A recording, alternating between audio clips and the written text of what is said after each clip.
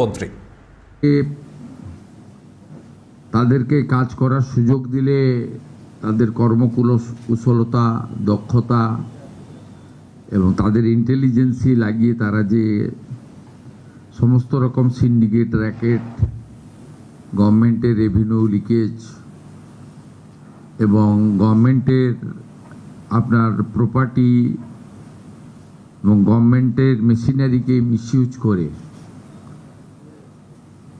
বড় র্যাকেট চালাতে পারে, আবার সেই র্যাকেটকে যে পুলিশ ভাঙতে পারে, এটা প্রমাণ হয়েছে বীরভূমে। গতকাল থেকে আপনাদের মিডিয়াতেও চলছে, আমি সোশ্যাল মিডিয়াতে অ্যাজ এ হোম মিনিস্টার আমাদের বীরভূম জেলা পুলিশকে এবং রাজ্য পুলিশের ডিজিপিকে ধন্যবাদ দিয়েছি। ব্যারাকপুরে পুলিশের একটি অনুষ্ঠানে আমি বলেছি যে এই রাজ্যের পুলিশও অন্য রাজ্যের পুলিশের মতোই অথবা কেন্দ্রীয় এজেন্সির মতোই বা তার থেকেও আরও দক্ষতা নিয়ে তারাও যে সুযোগ পেলে ভালো কাজ করতে পারেন, এর প্রমাণ তারা ওখানে রেখেছেন। আপনারা জানেন যে আমি অনেকগুলো ইন্ডাস্ট্রির ইনভেস্টমেন্টের প্রোগ্রামে, গভর্নমেন্ট প্রোগ্রামে রেভিনিউ লিকেজের কথা বারে বারে তুলে ধরেছি এবং এক্সাম্পল দিয়েছিলাম এই র্যাকেট সামনে আসার আগে বীরভূমের কথা, যে লাস্ট গভর্নমেন্টের সময়ে যেখানে পাথর থেকে বছরে 60 থেকে 80 কোটি টাকা রেভিনিউ আসতো, সেখানে 11 মে থেকে 11 জুন, মানে আমি 9 মে চার্জ নিয়েছি, অফিস করেছি 11 মে 2026 ফার্স্ট অফিস। এই এক মাসে আমরা 83 crore রুপিস ফ্রম স্টোন ওই একটা জায়গায় একটা জেলা থেকে আমরা পেয়েছি, যেটা এখন 100 crore কাছাকাছি চলে গেছে। এবং আমি সব জায়গায় বলছিলাম 100 কোটি গভর্নমেন্টের ঘরে জমা হতো, 1100 কোটি টাকা সাইফোন হতো, বেরিয়ে যেত। এবং আমরা আলটিমেটলি এই টাকার মেন বেনিফিশিয়ারি কে, লাভার্থী কে, ওই পর্যন্ত যাবে বেঙ্গল পুলিশই পারবে, বেঙ্গল পুলিশই পারবে এবং বীরভূম পুলিশই পারবে, under the proper leadership of the DGP and the guidance of the honourable home secretary, ওরাই পারবে। এবং তাদের যা ইলেকট্রনিক সাপোর্ট বা অন্যান্য সাপোর্টস লাগবে তারা সেন্ট্রাল এজেন্সির কাছ থেকেও নিতে পারে, আমাদের এসটিএফ সিআইডির কাছ থেকেও নেবে, কিন্তু আলটিমেটলি পারবে। আমি আপনাদেরকে যেটা অফিসিয়ালি বলছি সেটা হচ্ছে, গতকাল মিনার মণ্ডলের বাড়ি থেকে ক্যাশ পাওয়া গেছে 28,50,47,000 টাকা এবং 15 কেজি গোল্ড, ভ্যালুয়েশন অ্যাপ্রক্স 50 কোটি টাকা, মানে গোল্ড ভ্যালুয়েশন নিয়ে।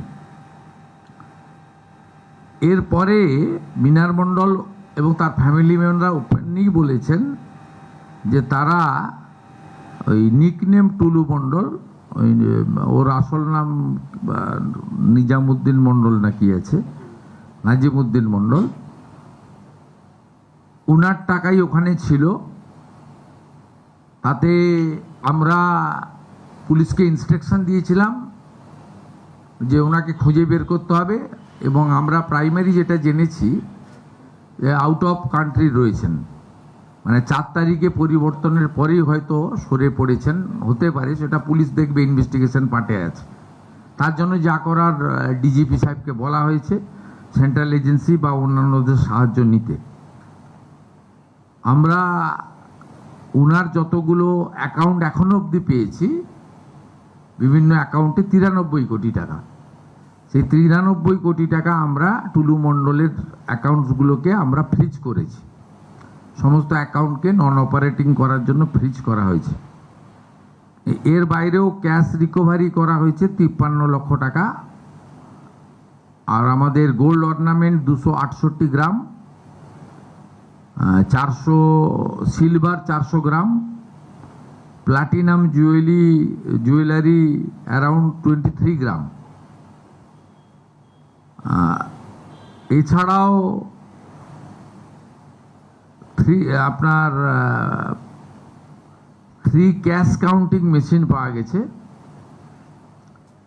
1 computer, 2 pen drives, 1 CPU and several documents like road challan, DCR, money receipt, checkbook, এছাড়াও আপনার 83টা ট্রাক আর ড্রাম্পার 83 সেটাকেও সিজার লিস্টে নেওয়া হয়েছে।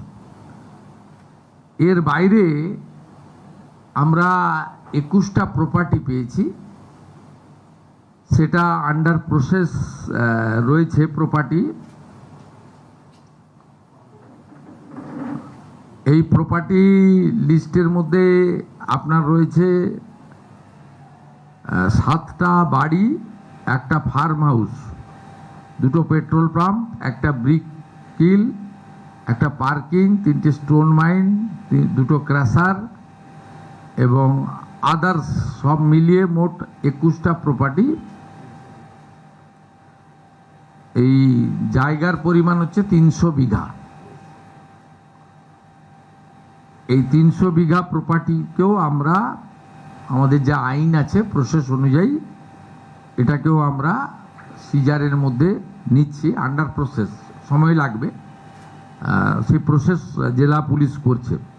Thanks to SP Birbhum and it's team, tirelessly তারা কাজ করছেন এবং ডিজিপিকেও তো অবশ্যই থ্যাঙ্কস দেব, তিনিও রাউন্ড দ্য ক্লক মনিটরিং করছেন এবং টাইম টু টাইম এইচএসকে এবং আমাকে রিপোর্টিং তারা করছেন। এবং আমরা স্পেসিফিক কেস শুরু করেছি বিএনএসএস সেকশনগুলো লাগিয়ে, এবং এখনো পর্যন্ত যাদের অ্যারেস্ট করা হয়েছে পিনাকি দে, মিনার মণ্ডল অ্যারেস্ট হয়েছে, আর ইন্টারোগেশনের জন্য আনা হয়েছে 5 জনকে। Pinaki De main accountant, Rakibul Islam assistant accountant, Kausar manager of petrol pump, এরকম মোট 5 জনকে ডিটেন করা হয়েছে। এদের মধ্যে যদি কোনো ফাউল কিছু থাকে সেটা তাদেরকে পুলিশ আইন অনুযায়ী ব্যবস্থা নেবে। আর 300 বিঘার জায়গার সাথে সাথে 83টা ট্রাকের সাথে সাথে অল টাইপ অফ ভেহিকেলস সিজ করা হয়েছে 242টি। তার মধ্যে ট্রাক আছে, ডাম্পার আছে, কার আছে, বিএমডাব্লিউ আছে, অডি আছে, এই সব মিলিয়ে 242টি আপনার মোট আপনার সিজ করা হয়েছে। It's a big racket. এরকম বহু জেলাতে আছে, বহু জায়গা আছে। আমাদের সরকার যে কমিটমেন্টের উপরে এসেছিল যে ক্র্যাকডাউন করব এবং যা আইনে ব্যবস্থা নেব এবং এগুলো সিজ করব, অকশন করব এবং যা যা লাগানোর লাগাবো, এবং এই যে হিউজ মিনিমাম 1000 কোটি টাকা একটা আইটেমে একটা জেলা থেকে রেভিনিউ লস, অর্থাৎ গত 15 বছর যারা সরকার চালিয়েছেন শুধু একটা জেলা থেকে একটা আইটেমের উপরেই 15,000 কোটি টাকা পশ্চিমবঙ্গের জনগণের রেভিনিউর টাকা, যেটা দিয়ে সরকার অনেক উন্নয়ন করতে পারতেন, চাকরি দিতে পারতেন, সেটা লিকেজ হয়েছে। তাই মূল যে লাভার্থী, মেন যে বেনিফিশিয়ারি, তাকেও আমরা খুঁজে বের করার জন্য যা যা করার, যতদূর যাওয়ার আমরা যাব। আজকেও পশ্চিমবঙ্গ পুলিশ একটা সাফল্য পেয়েছে, এসটিএফ একজন জঙ্গিকে অ্যারেস্ট করেছে, তার কাশ্মীরের। It's a very sensitive issue, I am not passing any comment. আগামীকাল এসটিএফ এর পক্ষ থেকে একটা প্রেস ব্রিফিং আপনাদেরকে দিয়ে দেবে, কারণ না না, I am not passing any comment. It's a very sensitive issue. এটা ইন্টারন্যাশনাল কানেকশনের বিষয় আছে, ন্যাশনাল সেফটি সিকিউরিটির বিষয় রয়েছে। ইনিশিয়ালি এটা নিয়ে আমার অন্তত কিছু বলা উচিত নয়। এটা এসটিএফ ডিটেলসে বলবে। আজকে পিসি নেবে বর্ধমানে, তারপরে তাদের কাছে এলে তারা আরও ইলেকট্রনিক ডিভাইসগুলোকে অ্যাসেসমেন্ট করতে হবে। এটা এভাবে বলা যায় না, প্লিজ ওয়েট। আমরা বারবার দেখেছি আপনি যখন বিরোধী দলনেতা ছিলেন, বর্ডারটাকে সিকিউর করার জন্য আপনি বারবার, এটা তো ন্যাশনাল সিকিউরিটি আমার একার কথা নয়। Honourable prime minister honourable HM home minister নবান্নে তো এসেছিলেন 2022 সালে। কেন এসেছিলেন? এখানে পূর্বাঞ্চলে 4টে CM-কে নিয়ে মিটিং হয়েছিল, রিজিওনাল মিটিং, কিন্তু আমরা যখন উনি লেফট করছিলেন, সিঅপ করতে গেছিলাম আমি এবং ডক্টর সুকান্ত মজুমদার, আমরা জিজ্ঞেস করেছিলাম যে আপনি ওখানে চলে গেলেন, ওনার সচিবালয় ওনার সঙ্গে মিটিং করলেন। আমাদের একটু অভিমান ছিল। উনি আমাকে বলেছিলেন দেশের ইন্টারেস্ট আগে, রাজনীতির উপরে। আমি গেছিলাম মাননীয় মুখ্যমন্ত্রীর কাছে জমি চাইতে, সীমান্ত সুরক্ষা প্রয়োজন। আমরা ওনার যুক্তির কাছে মাথা নিচু করেছিলাম যে হ্যাঁ, নেশন ফার্স্ট, দেশ সুরক্ষিত থাকলে সবাই থাকবে, রাজনীতি থাকবে, দেশ থাকবে, আপনি আপনার প্রফেশনে থাকবেন, ইনি ওনার প্রফেশনে থাকবেন, আমরাও পাবলিক ফিল্ডে থাকবো, দেশ তো আগে। ন্যাচারালি এটা তো প্রমাণিত।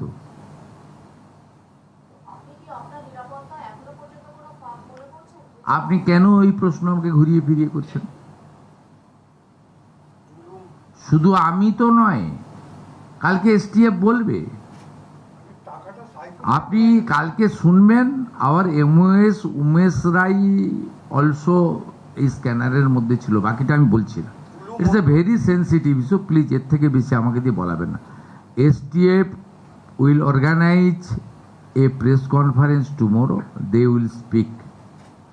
ওদের এখনও অনেক কিছু জানা বোঝা বাকি রয়েছে, ওটা ডিজিপি সাহেব বলে দেবে। এর মধ্যে পলিটিক্যাল পার্সন, মুখ্যমন্ত্রী, মন্ত্রীদেরকে ইনভলভ করবেন না।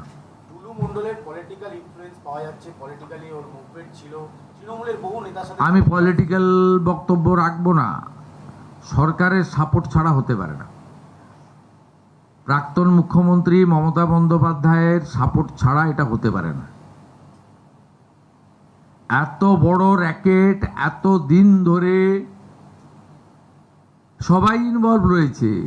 আপনি এটা তো পুরো এন্টায়ার স্টেট গভর্নমেন্ট, যিনি লিড করেছেন, responsibility goes to her also. বাংলার মানুষের টাকা না, ওনার রেসপন্সিবিলিটি গেছে, কারণ এটা তো একটা একদিনের একটা ইনসিডেন্ট নয়। আমার পিরিয়ডেও তো ইনসিডেন্ট ঘটছে, তার জন্য তো আমি রেসপন্সিবিলিটি নয়, কিন্তু ঘটনার পরে যে অ্যাকশানগুলো আমার নেওয়া উচিত as a head of the government, সেটা আমি পারফর্ম করছি কিনা দেখুন। তার মধ্যে ত্রুটি থাকলে সমালোচনা করতে পারেন, কিন্তু একটা অর্গানাইজ বছরের পর বছর রেভিনিউ ফাঁকি দিচ্ছেন। 243টা গাড়ি তো একদিনে কেনা যায় না। অডি, BMW কেনা হচ্ছে, লুকিয়ে পকেটের মধ্যে রাখা যায় না। 300 বিঘা প্রপার্টি, 7টা বড় বাড়ি, ফার্ম হাউস একদিনে করা যায় না। ইটস এ অনেক দিনের, এটা মিনিমাম তো 5-7 বছর ধরে হয়েছে। এবং যারা সরকারে ছিলেন, এতে রেজিস্ট্রি অফিস ইনভলভ আছে, এতে মোটর ভেহিকেলস ইনভলভ আছে, এতে লোকাল পুলিশ ইনভলভ আছে, এতে লোকাল পঞ্চায়েত ইনভলভ আছে, এতে আপনার মিনারেল কর্পোরেশন ইনভলভ আছে, ল্যান্ড ডিপার্টমেন্ট ইনভলভ আছে। এটা হাইয়েস্ট লেভেল থেকে ডাইরেকশন না গেলে যে mister Mondal is our man, ওর দিকে তাকাবে না, তাই সবাই চোখ বন্ধ করে রেখেছিল। বেচারি পুলিশকে, বেচারি ডিএমকে, বেচারি ল্যান্ড অফিসারকে, বেচারি বলবো না তো, ওদের দোষ দিয়ে লাভ কি আছে? ওদেরও কারোর বিরুদ্ধে কিছু ভূমিকা থাকলে, ল্যান্ড ডিপার্টমেন্ট, পুলিশ, তাদের বিরুদ্ধেও আমাদের যে অ্যাকশান নেওয়া হবে। আমরা তো ওদেরকেও তো ছাড় দিচ্ছি না। কিন্তু আমি মনে করি এই অর্গানাইজ ক্রাইম সিন্ডিকেট এবং রেভিনিউ যে আমাদের সাইফন করা হয়েছে, যেটা এখানে এলে আরও হসপিটাল, আরও স্কুল বিল্ডিং বানানো যেত, আরও কয়েক লক্ষ ছেলেকে চাকরি দেওয়া যেত, ছেলে মেয়েকে, সেটা যখন করতে দেওয়া হয়নি এবং এত দিন ধরে এত বড় র্যাকেট চালানো হয়েছে, এটা হেড অফ দি ইনস্টিটিউশনের কনকারেন্স ছাড়া হতে পারে না, কখনোই হতে পারে না। এবং এক্ষেত্রে যারা ওয়াচডগের ভূমিকা ছিল অন্য যারা, তাদেরও সচেতনতার অভাব ছিল বা প্রতিবাদ করতে গিয়ে করতে পারেননি যে কোনো কারণে। আমাদের রাজ্যের রাজকোষে ঘাটতি ছিল, হিউজ ডেট ছিল, যেটা স্বাধীনতার পরে সম্ভবত এত বেশি খুব একটা কোনো দেখা যায়নি। আপনি বলছেন একটা জেলায় একটা বিষয়ে 15,000 কোটি টাকা লস হয়েছে, আপনার কি ফার্দার এরকম বিভিন্ন জেলায় প্রয়োগ করার কোনো পরিকল্পনা গভর্নমেন্টের রয়েছে যাতে আরে স্যান্ডে আছে ইস্ট বারোয়ানে, এত বড় র্যাকেট না থাকলেও তো আছে। ওরা শুধু বালি ডাম্পিং করে দিয়ে গেছিল পূর্ব বর্ধমানে ক্ষমতায় আসার পরে বেচে দেবে বলে। আমাকে ডিস্ট্রিক্ট ম্যাজিস্ট্রেট জিজ্ঞেস করলো, স্যার কি করবো? অকশান করবেন। 13.5 কোটি টাকা অকশান করে রাজ্য সরকারের রেভিনিউতে ঢুকিয়েছে। মানে ওই ডাম্পিং করে রেখে দিয়েছিল, মানে নদীর পাড়গুলোতে জমা করে রেখে দিয়ে গিয়েছিলেন তৃণমূলের নেতারা বিক্রি করবেন বলে জেতার পরে। আমাকে বললেন এটা কি করে বিক্রি করা যাবে, করবেন? আমি বললাম অকশান করে দেবেন, নিলাম করবেন, করে দিয়ে 13.5 কোটি টাকা। আমি একটা ছোট উদাহরণ দিলাম আপনার। আপনি বলুন আসানসোল দুর্গাপুরে এখন কোল সিন্ডিকেট চলে? নো। আপনি সুপারি গাড়ি চলে যেগুলো চালান ছাড়া? সদিচ্ছা থাকলে উপর থেকে ঠিক করতে হয়। 14 তলা যদি চোখ খুলে রাখে, ওইখান থেকে ইনস্ট্রাকশন যা যায় নিচ পর্যন্ত তাই হয়। ইনস্টিটিউশনাল করাপশন তখনই হয় যখন হেড অফ দি ইনস্টিটিউশন নিজে করাপশনকে এনকারেজ করে, তখনই হয়। আর যখন হেড অফ দি ইনস্টিটিউশন বলে যে নো করাপশন, করলে ছাড়া হবে না, তখন সব বন্ধ হয়ে যায়। সবাই তো অভ্যাসের দাস না, আপনি আমি সবাই অভ্যাসের দাস। হ্যাঁ, এ ওটা তো অন্য ইস্যু, ওটা নিয়ে আসতে না, আমি বলতে পারবো না, ইনভেস্টিগেটিং এজেন্সি বলবে। আপনাকে তো আমি বলছি, আপনি তো রেজাল্ট পেতে শুরু করেছেন। এই রকম ক্র্যাকডাউন তো আপনারা দেখেছেন, ইডি সাধারণত করে, সিবিআই করে। হ্যাঁ, তারা ভেরি কম্পিটেন্ট ইন্টারন্যাশনাল অর্গানাইজেশন। কিন্তু বেঙ্গল পুলিশ তো এই ধরনের ক্র্যাকডাউন কবে করেছে মনে আছে আপনার? আপনি ইউর ভেরি সিনিয়র জার্নালিস্ট, মনে আছে? স্মরণে আছে কখনো?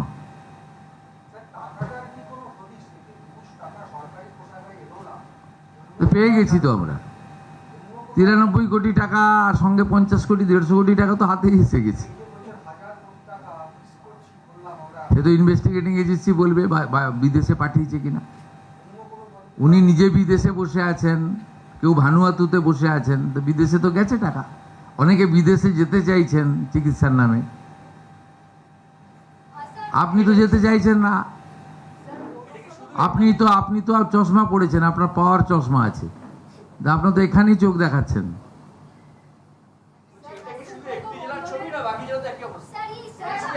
আমরা বন্ধ করেছি, ক্র্যাকডাউন করেছি। আমাকে অর্থ সচিব বলেছে যে 12% রেভিনিউ গত বছরের থেকে এবছর বেড়েছে। মাত্র 10 সপ্তাহের সরকার, 11 সপ্তাহে চলছে। আপনি যখন দেখবেন এই ফাইন্যান্সিয়াল ইয়ার এন্ড হবে, আমার বিশ্বাস 20% অ্যাডিশনাল রেভিনিউ রাজ্য সরকার আর্ন করবে।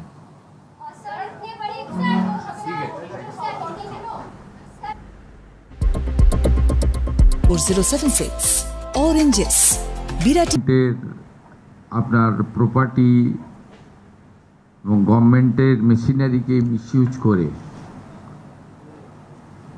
বড় র্যাকেট চালাতে পারে, আবার সেই র্যাকেটকে যে পুলিশ ভাঙতে পারে, এটা প্রমাণ হয়েছে বীরভূমে।